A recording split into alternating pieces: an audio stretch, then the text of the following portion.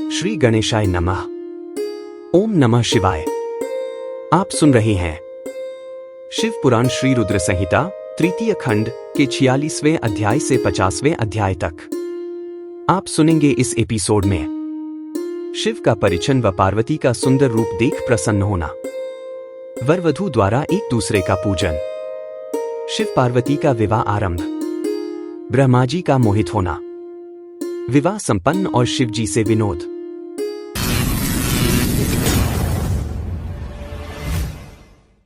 श्री रुद्र संहिता तृतीय खंड 46वां अध्याय। शिव का परिचन व पार्वती का सुंदर रूप देख प्रसन्न होना। ब्रह्मा जी बोले, नारद, भगवान शिव सबको आनंदित करते हुए प्रसन्नतापूर्वक अपने गणों, देवताओं, सिद्ध मुनियों तथा अन्य लोगों के साथ गिरिराज हिमालय के धाम में गए।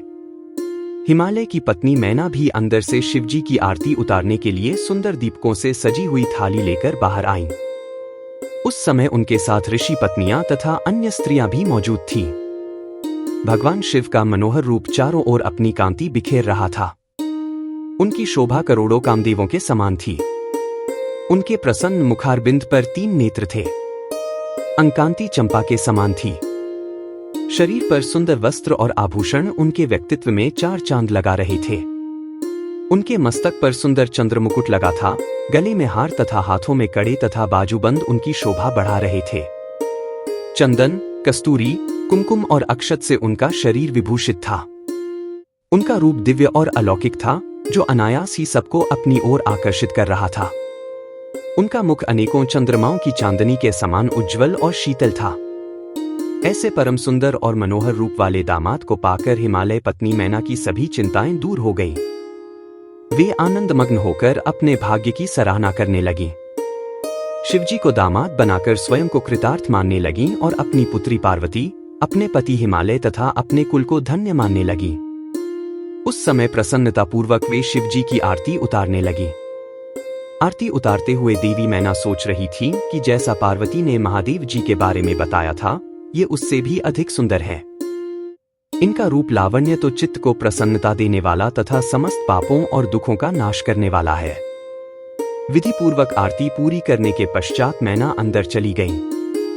उस समय उस विवाह में पधारी युवतियों ने वर के रूप में पधारे परमेश्वर शिव के सुंदर, कल्याणकारी और मनोहारी रूप की बहुत प्रशंसा की। वे आपस में हंसी ठिठोली कर रही थी।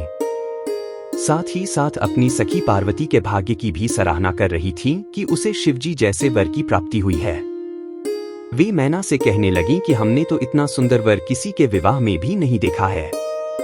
पार्वती धन्य है जो उसे ऐसा पति प्राप्त हो रहा है। भगवान शिव के सुंदर मनोहारी रूप के दर्शन करके सब देवताओं सहित ऋषिमुनि बहुत प्रसन्न हुए। गंधर्व भगवान शिव के यश का गान करने लगे तथा अप्सराएं प्रसन्न होकर नृत्य करने लगीं। उस समय गिरिराज हिमालय के यहाँ आनंद ही आनंद था। हिमालय ने आदरपूर्वक मंगलाचार किया और मैना सहित वहां उपस्थित सभी नारियों ने वर का परिचन किया तथा घर के भीतर चली गईं। तत्पश्चात महादेव जी व उनके साथ बारात में पधारे हुए सभी महानुभाव जनवासे में चले गए। तत्पश्चात साक्षात दुर्गा का अवतार देवी पार्वती कुलदेवी की पूजा करने के लिए अपने कुल की स्त्रियों सहित अपने अंतःपुर से बाहर आई।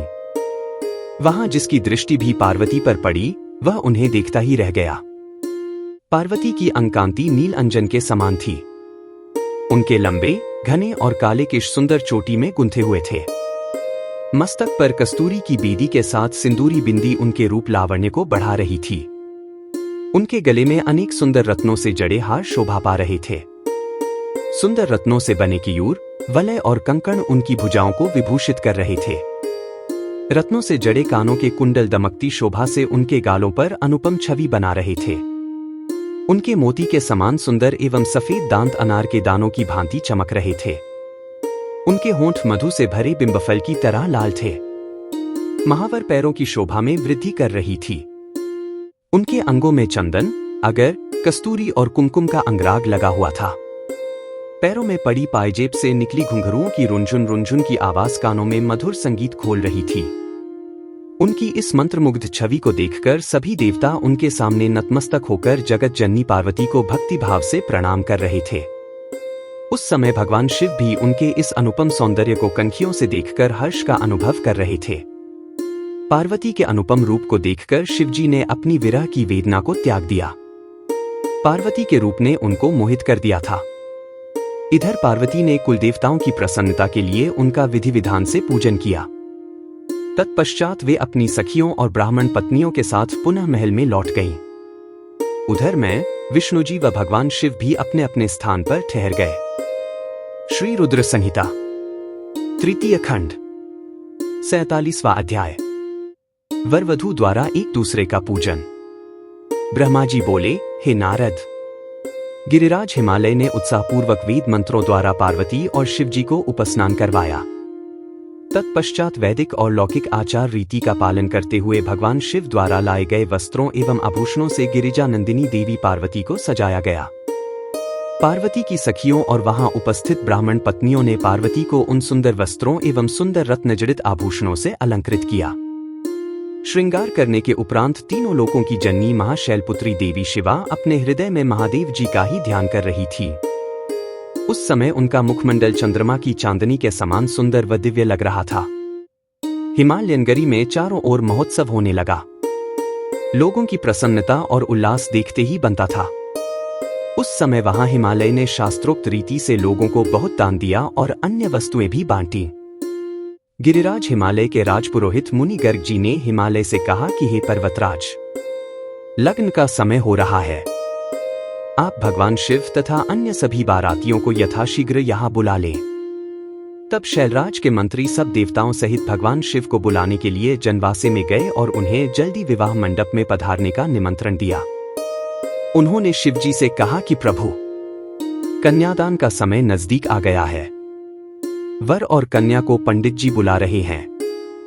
तब भगवान सुंदर वस्त्र आभूषणों से सुसज्जित होकर अपने वाहन नंदी पर बैठकर सब देवताओं और ऋषिमुनियों के साथ मंडप की ओर चल दिए।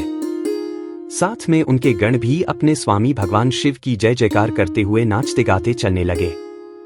शिवजी के मस्तक पर छत्र था और चारों ओर चंबर डुलाया जा रहा था। महान उत्सव हो रहा था।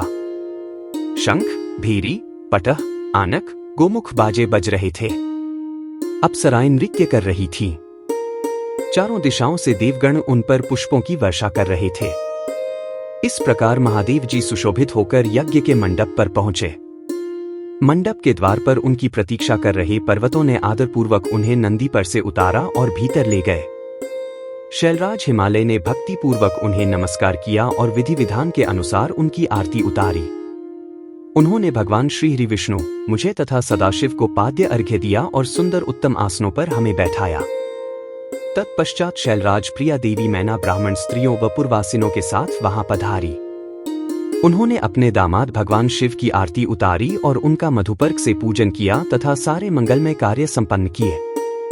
तत्पश्चात शैलराज हिमालय मुझे, विष्णुजी व भगवान शिव को साथ लेकर उस स्थान पर गए जहां देवी पार्वती वेदी पर बैठी हुई थी। तब वहां बैठे सभी ऋषिमुनि, समस्त देवता व अन्य शिवगण उत्सुकता से शिव पार्वती के लग्न की प्रतीक्षा करने लगे।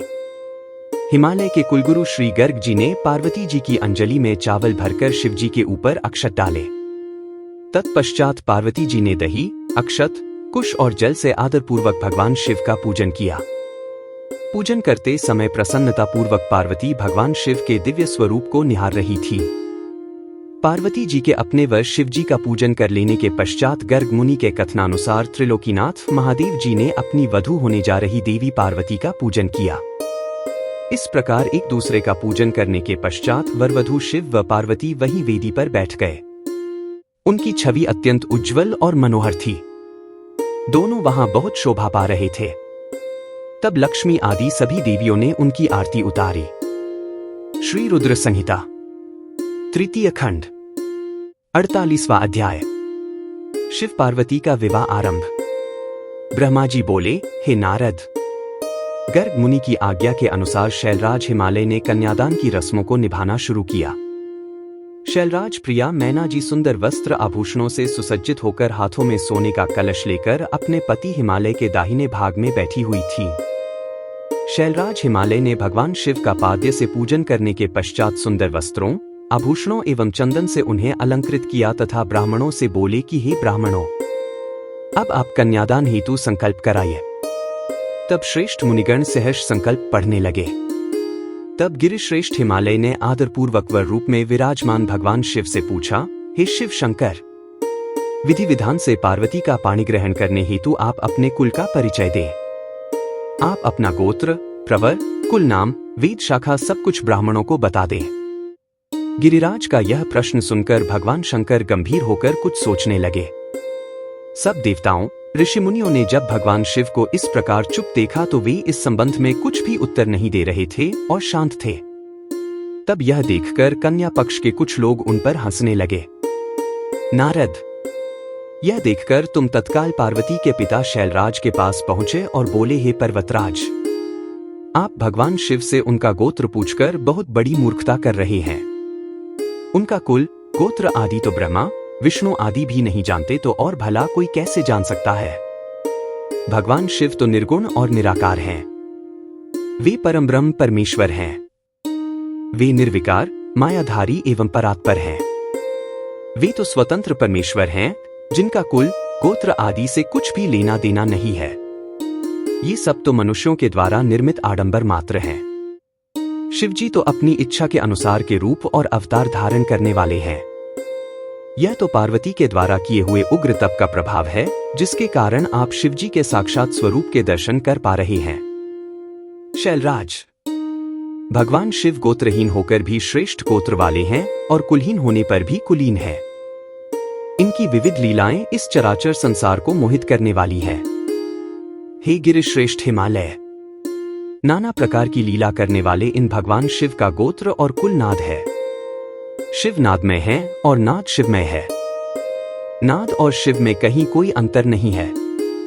जब भगवान शिव ने सृष्टि की रचना का विचार किया था तब सबसे पहले शिवजी ने कहीं प्रकट किया था। इसलिए अब आप व्यर्थ की बातों को त्याग कर अपनी पुत्री पार्वती का विवाह यथाशीघ्र शिवजी के साथ संपन्न करा दो। नारद, तुम्हारी बात सुनकर शैलराज हिमालय के मन में उत्पन्न हुई शंका समाप्त हो गई। तब हम सभी देवताओं ने तुम्हें धन्यवाद दिया कि तुमने इस विषम परिस्थिति को चतुराई से संभाल लिया। यह सब जानकर वहां उपस्थित सभी विद्वान प्रसन्नतापूर्वक बोले कि हमारे अहोभाग्य हैं, जो आज हमने इस जगत को प्रकट करने वाले, आत्मबोध स्वरूप स्वतंत्र परमेश्वर, नित्य नई लीलाएं रचने वाले त्रिलोकीनाथ भगवान शिव के दर्शन कर लिए हैं। आपके दर्शनों से समस्त पापों से मुक्ति मिल जाती है। इस प्रकार सब मिलकर भगवान शिव की जय जयकार करने लगे। तब वहां उपस्थित मेरु आदि अनेक पर्वतों ने शैलराज हिमालय से कहा कि हे पर्वतराज, अब आप व्यर्थ का विलंब क्यों कर रहे हैं? जल्दी से अपनी कन्या पार्वती का दान क्यों नहीं करते? तब हिमालय मैना ने प्रसन्नतापूर्वक अपनी पुत्री पार्वती का कन्यादान कर दिया। कन्यादान करते समय पर्वतराज बोले, हे परमेश्वर करुणा निधान भगवान शिव, मैं अपनी कन्या पार्वती आज आपको देता हूं। आप इसे अपनी पत्नी बनाकर मुझे और मेरे कुल को कृतार्थ करें। इस प्रकार शैलराज हिमालय ने अपनी पुत्री पार्वती का हाथ व जल भगवान शिव के हाथों में दे दिया। तब सदाशिव ने वेद मंत्रों के वचनों के अनुसार मंत्रों को बोलते हुए देवी पार्वती का हाथ लेकर पृथ्वी का स्पर्श करते हुए लौकिक रीति से उनका पाणी ग्रहण स्वीकार किया। इस प्रकार गिरिराज के कन्यादान करते ही चारों ओर शिव पार्वती की जय जयकार की ध्वनि गूंजने लगी। गंधर्व प्रसन्नतापूर्वक उत्तम गीत गाने लगे और सुंदर अप्सराएं मगन होकर नाचने लगी। सभी इस मंगलमय विवाह के संपन्न होने पर मन में बहुत प्रसन्न थे। ब्रह्मा, विष्णु, इंद्र आदि सभी देवता भी बहुत प्रसन्न हुए। उसके बाद शैलराज हिमालय ने भगवान शिव को अनेकों वस्तुएं प्रदान की। रत्नों से जड़े हुए सुंदर स्वर्ण के आभूषण, पात्र एवं दूध देने वाली 1.25 लाख गौएं, 1 लाख सुसज्जित अश्व, 1 करोड़ हाथी तथा 1 करोड़ सोने जवाहरातों से जड़े रथ आदि वस्तुएं सादर भेंट की। उन्होंने अपनी पुत्री पार्वती की सेवा में लगे रहने के लिए 1 लाख दासियां भी दी। तत्पश्चात विवाह में पधारे अनेक पर्वतों ने भी अपनी इच्छा और सामर्थ्य के अनुसार उत्तम वस्तुएं शिव पार्वती को उपहार स्वरूप भेंट की। इस विवाह से सभी प्रसन्न थे। सारी दिशाएं शहनाइयों की मधुर ध्वनि से गुंजायमान थी। आकाश से भगवान शिव और उनकी प्रिया पार्वती पर पुष्प वर्षा हो रही थी। कल्याणमयी और भक्त वत्सल भगवान शिव को अपनी प्रिय पुत्री पार्वती को समर्पित करने के बाद शैलराज हिमालय और उनकी प्रिय पत्नी मैना हर्ष से प्रफुल्लित हो रहे थे। शैलराज हिमालय ने यजुर्वेद की माध्यन्दिनी में लिखे हुए स्तोत्रों द्वारा शुद्ध हृदय और भक्ति भाव से भगवान शिव की अनेकानेक बार स्तुति की। तत्पश्चात वहां उपस्थित श्रेष्ठ मुनिजनों ने उत्साहपूर्वक भगवान शिव और देवी पार्वती के सिर का अभिषेक किया। उस समय हिमालय नगरी में महान उत्सव हो रहा था। सभी नर नारी प्रसन्नता से नाच गा रहे थे। श्री रुद्र संहिता तृतीय खंड 49वां अध्याय। ब्रह्मा जी का मोहित होना। ब्रह्मा जी बोले, हे नारद, उसके उपरांत मेरी आज्ञा पाकर महादेव जी ने अग्नि की स्थापना कराई तथा अपनी प्राणवल्लभा पत्नी पार्वती को अपने आगे बैठाकर चारों वेद ऋग्वेद, यजुर्वेद, अथर्ववेद तथा सामवेद के मंत्रों द्वारा हवन कराकर उसमें आहुतियां दी। उस समय पार्वती के भाई मैनाक ने उनके हाथों में खीलें दी। फिर लोक मर्यादा के अनुसार भगवान शिव और देवी पार्वती अग्नि के फेरे लेने लगे। उस समय मैं शिवजी की माया से मोहित हो गया। मेरी दृष्टि जैसे ही परम सुंदर दिव्यांगना देवी पार्वती के शुभ चरणों पर पड़ी, मैं काम से पीड़ित हो गया। मुझे मन में बड़ी लज्जा का अनुभव हुआ। किसी की दृष्टि मेरे इन भावों पर पड़ जाए, इस हेतु मैंने अपने मन के भावों को दबा लिया, परंतु भगवान शिव तो सर्वव्यापी और सर्वेश्वर है। भला उनसे कुछ कैसे छिप सकता है। उनकी दृष्टि मुझ पर पड़ गई और उन्हें मेरे मन में उत्पन्न हुए बुरे विचार की जानकारी हो गई। भगवान शिव के क्रोध की कोई सीमा न रही। कुपित होकर शिवजी मुझे मारने हेतु आगे बढ़ने लगे। उन्हें क्रोधित देखकर मैं भय से कांपने लगा तथा वहां उपस्थित अन्य देवता भी डर गए। भगवान शिव के क्रोध की शांति के लिए सभी देवता एक स्वर में शिवजी से बोले, हे सदाशिव, आप दयालु और करुणानिधान हैं। आप तो सदा ही अपने भक्तों पर प्रसन्न होकर उन्हें उनकी इच्छित वस्तु प्रदान करते हैं। भगवान, आप तो सच्चित और आनंद स्वरूप हैं।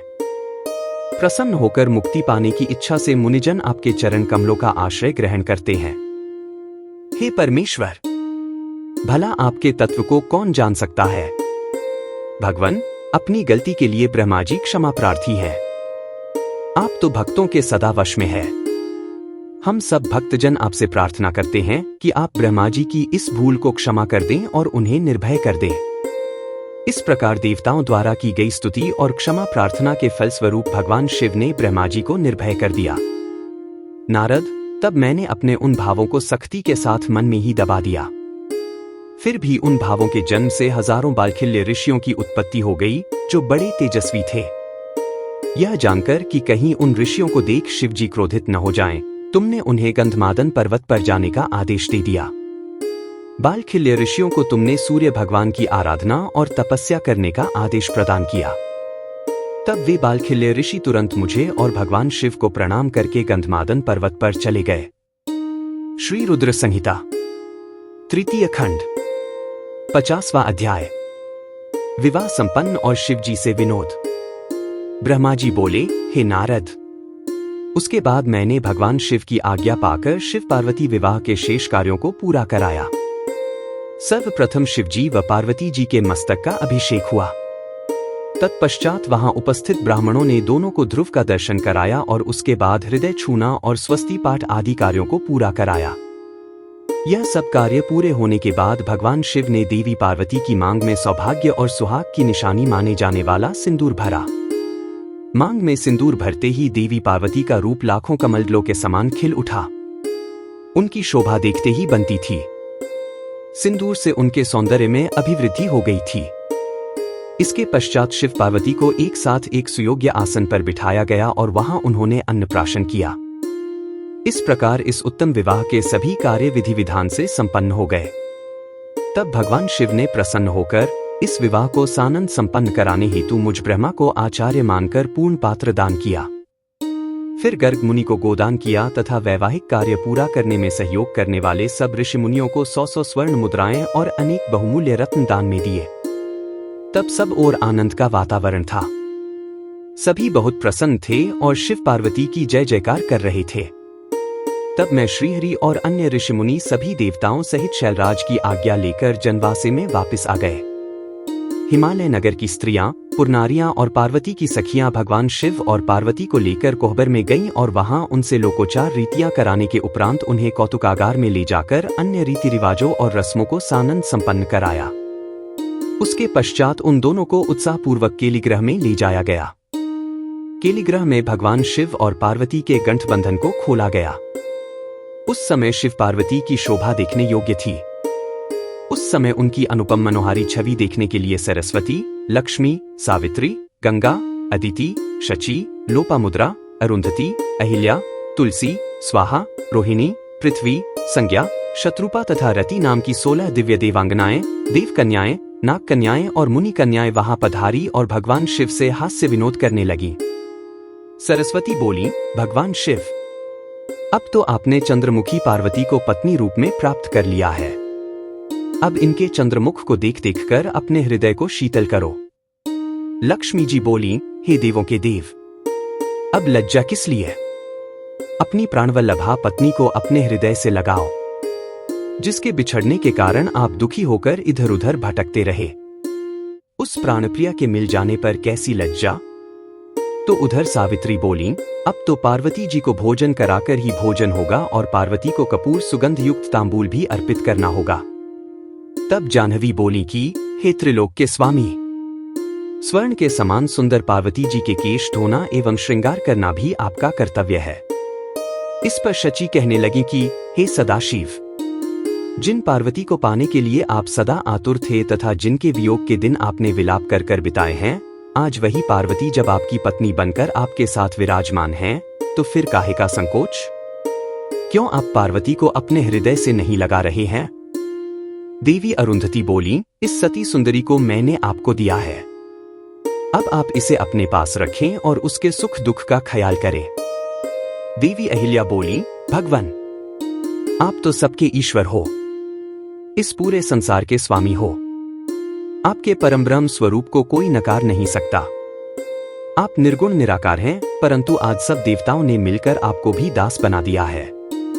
प्रभो, अब आप भी अपनी प्राणवल्लभा पार्वती के अधीन हो गए हैं। यह सुनकर वहां खड़ी तुलसी कहने लगी, आपने तो कामदेव को भस्म करके पार्वती का त्याग कर दिया था, फिर आपने क्यों आज उनसे विवाह कर लिया है? इस प्रकार उन देवांगनाओं की हंसी मजाक चल रही थी और वे भगवान शिव से ऐसी ही बातें करके बीच बीच में जोर जोर से हंसती तो कभी खिलखिलाकर रह जाती। इस पर स्वाहा ने कहा कि हे सदाशिव, इस प्रकार हम सबकी हंसी ठिठोली सुनकर ने क्रोधित मत हो जाएगा। विवाह के समय तो कन्याएं व स्त्रियां ऐसा ही हंसी मजाक करती हैं। तब वसुंधरा ने कहा, हे देवाधिदेव, आप तो भावों के ज्ञाता हैं। आप तो जानते ही हैं कि काम से पीड़ित स्त्रियां भोग के बिना प्रसन्न नहीं होती। प्रभु, अब तो पार्वती की प्रसन्नता के लिए कार्य करो। अब तो पार्वती आपकी पत्नी हो गई हैं। उन्हें खुश रखना आपका परम कर्तव्य है। इस प्रकार स्त्रियों के विनोदपूर्ण वचन सुनते हुए भगवान शिव चुप थे, परंतु जब स्त्रियां चुप न हुईं और इसी प्रकार उन्हें लक्ष्य बनाकर तरह तरह की हंसी की बातें करती रहीं, तब भगवान शिव ने कहा, हे देवियों, आप लोग तो जगत की माताएं हैं। माता होते हुए पुत्र के सामने इस प्रकार के चंचल तथा निर्लज्ज वचन क्यों कह रही हैं? तब भगवान शिव के ये वचन सुनकर सभी स्त्रियां शर्माकर वहां से भाग गईं।